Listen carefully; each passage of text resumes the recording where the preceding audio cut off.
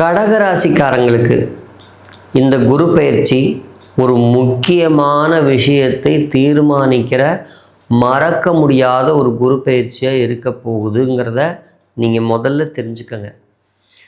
மிதுன ராசியிலேருந்து கடக ராசிக்கு குரு உச்சமடைகிறார். இப்போ உங்கள் ராசிக்கு குரு 6ஆம் அதிபதிங்கிற உழைப்பை சொல்லக்கூடியவர், சில பேருக்கு கடன் நோயை சொல்லக்கூடியவர், சிலருக்கு வம்பு வழக்குகளை சொல்லக்கூடியவர். அடுத்தது 9ஆம் அதிபதிங்கிற பாக்யாதிபதி, எல்லா பிரச்சனையிலிருந்தும் சொல்யூஷன் கொடுக்கக்கூடியவர், உங்கள் வாழ்க்கை அந்தஸ்தை உயர்த்தக்கூடியவர், உங்களுக்கு நல்ல நல்ல விஷயங்களை கற்றுக் கொடுத்து சமுதாயத்தில் ஒரு சப்போர்ட்டு, வீட்டில் பெரியவங்க இருந்தால் அவங்களோட சப்போர்ட் அந்த மாதிரி வாங்கி கொடுக்கக்கூடியவர். முதல்ல 6ஆம் இடத்து வேலையை தான் செய்ய ஆரம்பிப்பார். அப்புறம் ஜென்மத்தில் குரு ராமரே வனவாசம்னு ஒரு வாக்கியம் உண்டு. இது எல்லா ராசி நட்சத்திரத்துக்காரங்களுக்கும் ஓரளவு கண்டிப்பாக பொருந்ததை என்னுடைய 25 ஆண்டு காலம் பயணத்தில் ஒருத்தர் விடாமல் நான் அதை உணர்ந்திருக்கேன். அத்தனை பேர் என்கிட்ட சொல்லியிருக்காங்க. கடகராசிக்கு ஜென்ம குரு உங்களை சில பேர்த்த உள்ளூரில் வேலையில் இருந்தவங்களுக்கு வேலை போய் வெளிநாடு போயிடுவாங்க. பாருங்கள், முதல்ல ஒரு இழப்பு, அதுக்கப்புறம் மாற்றம். இந்த மாற்றம் இழப்பா நல்ல மாற்றமாங்கிறது நீங்கள் புனர்பூச நட்சத்திரமா, பூச நட்சத்திரமா, ஆயில்ய நட்சத்திரமா, அந்த நட்சத்திர குணங்களை வச்சு நீங்கள் எப்படி இயக்குறீங்க, என்ன பொருளாதார சூழ்நிலையில் இருக்கிறீங்க, உங்கள் லக்னம், இதை பொறுத்து கணிசமாக நிறைய மாற்றங்கள் இருக்கும். ஆனாலும் இடமாற்றம் வரும், மனநிலையில் மாற்றம் உண்டாகும், உறவுகளால் நிறைய நெருக்கடிகள் உண்டாகும். நீங்கள் நினச்ச மாதிரியான கமிட்மெண்ட்டை இப்போ உங்களால் ஃபேஸ் பண்ண முடியாது. நிறைய இஎம்ஐ வாங்கி வச்சுருக்கீங்கன்னா அதுக்கு தகுந்த மாதிரி வேறு சில செலவுகள் உங்களால் அந்த இஎம்ஐயை சில சமயத்தில் கட்ட முடியாமல் போகும். புதுசாக இப்போ போய் வீடு கட்டுறேன், இஎம்ஐ வாங்குகிறேன், கடன் வாங்குகிறேன், வண்டி வாங்குகிறேன்ட்டு இருந்தால் தயவு செய்து சொல்கிறேன், எந்த திசாபுத்தி நடந்தாலும் இப்போ கொஞ்சம் அதோட அளவை குறைங்க, அல்லது அந்த சூழ்நிலையவே தயவுசெய்து தவிர்த்துருங்க. யோகமான திசை நடக்குது சார் அப்படின்னு சொன்னால் கூட இப்போ நீங்கள் ஸ்லோவாக இருங்க. சில பேர்த்துக்கு நிறைய எதிரிகள் உண்டாவாங்க, உங்களை நில தடுமாற வைக்கும் அந்த குரு. அதுவும் உச்சமாக உட்கார்றதுனால என்னென்னா தன்னிலை, சில பேர்த்துக்கு அகங்காரம் அதிகமாகிடும், ஈகோ அதிகமாகும், கேரக்டரை நிறைய இடத்துல இந்த குரு பகவான் உச்சம் அடைஞ்சிருக்கும்போது அவங்களுக்கு நல்லது கெட்டதே புரியாது. ஒரு மாதிரி இது இப்போ ஒரு வெயிட்டான பொருளை தூக்கி தலைமையில் வைக்கிற மாதிரி ஒரு கற்பனை பண்ணிக்கிங்க. குருங்கிறவர் ஒரு பெரிய ரெஸ்பான்சிபிலிட்டியான ஒரு பிளானட். ரொம்ப கௌரவம், அந்தஸ்து, புகழ், ஒரு ப்ரெஸ்டீஜியஸான ஒரு பிளானட். அப்போ அவர் உங்கள் ராசியில் உச்சம் அடைகிறார். அப்போ ஈகோனுடைய உச்சமாக சில சமயத்தில் சில பேருக்கு ஜாதகத்திலேயே லக்னத்தில் சூரியன் குரு இந்த மாதிரிலாம் இருந்துகிட்டு இருந்து அந்த மாதிரி தசாபுத்தி நடந்துகிட்டு இருந்தால் ஒருத்தர் சின்ன வார்த்தை சொல்லிட்டாங்க கூட ரொம்ப ப்ரெஸ்டீஜாக ஃபீல் பண்ணுவாங்க. அப்போ அவங்களுக்கு நொந்துக்குவாங்க.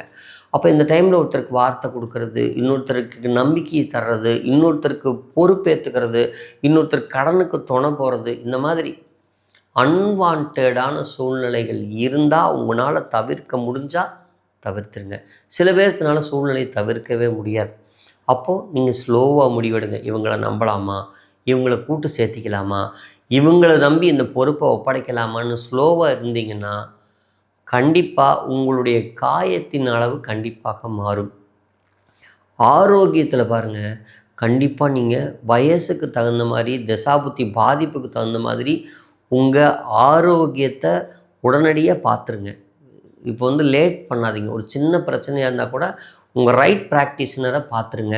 நம்மளே செல்ஃப் மெடிசன் எடுத்துக்கலாம், நம்மளே நம்மளை சரி பண்ணிக்கலான்னு ஒரு குறிப்பிட்ட ஏஜை தாண்டினவங்க கவனக்குறைவாக இருந்தீங்கன்னா கண்டிப்பாக சிறு மருத்துவ செலவு கூட உங்களை பெரிய மருத்துவ செலவு கொண்டே விட்டுரும். பாருங்கள், ஒரு வருஷத்துக்கு முன்னாடி இதே மாதிரி சில சூழ்நிலைகள் வந்திருக்கலாம். அந்த டைமில் நீங்கள் செல்ஃப் மெடிசன் எடுத்து தப்பிச்சிருக்கலாம். ஏன்னா அப்போ இருந்த கிரக நிலைகள் வேறு, திசா புத்தி அந்தரங்கள் வேறையாக இருக்கலாம். இந்த ஜென்ம குரு வந்ததுக்கப்புறம் எந்த திசா புத்தி நடந்தாலும் சரி, நீங்கள் கவனம் கவனம் கவனம்.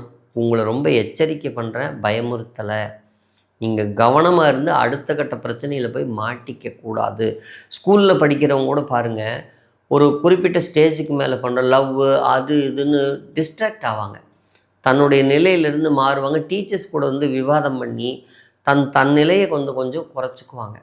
அப்போ அவங்க இந்த விஷயங்களில் கவனமாக இருக்கணும். சின்ன குழந்தைகளாக இருந்தால் கொஞ்சம் சின்ன சின்ன காய்ச்சல் வரும், சளி பிடிக்கும், சளி ட்ரபிள் கொஞ்சம் அதிகமாக இருக்குன்னு வச்சுக்கோங்க. இந்த விஷயத்தில் இருக்கும். பெண்களாக இருந்தால் பெரிய பாதிப்பு ஒன்றுமே இருக்காது. ஆனால் தன் குடும்பத்தில் ஈகோவை காட்டி பெரியவங்களை சில சமயங்களில் பெரியவங்களும் அந்த மாதிரி நிறைய இடங்களில் நடந்துக்கிறதுக்கான வாய்ப்பு உண்டு. இவங்களும் சில சமயத்தில் ஆல்ரெடி ஒரு சில ராசி லக்னங்களாக இருந்தால் இவங்க காம்ப்ரமைஸை தேட மாட்டாங்க. கொஞ்சம் ஹார்டாக இருப்பாங்க. தான் சொல்கிறது தான் சரின்னு சில பேர் சில நட்சத்திரங்கள் சில பாதங்களில் பிறந்தவங்க ஒரு குறிப்பிட்ட மோல்டு அதை தாண்டி அவங்க இந்த பக்கம் அந்த பக்கம் அட்ஜஸ்ட் பண்ணி வரவே மாட்டாங்க. அது அவங்களுடைய இயல்பு. அப்போ இந்த மாதிரி ஜென்ம குரு வர்ற காலகட்டமாக இருந்ததுன்னா அது ரொம்ப டஃப்பாக இருக்கும். அப்போ குடும்ப உறவுகளில் பெரிய விரிசல் ஏற்படும். நிறைய பேருக்கு திசா புத்தி தப்பாக இருந்தால் பெண்கள் நிறைய பேர் விவாகரத்தை நோக்கி செல்லக்கூடிய வாய்ப்பு கூட அதிகமாக வரக்கூடிய வாய்ப்புகள் உண்டு. அதனால் இதில் கவனமாக இருங்க. சரி, இந்த சூழ்நிலைகள்லாம் ஒரு தசாபுத்தி வால்யம் பொறுத்து இது 50, 20, 30, 60 மாறும்.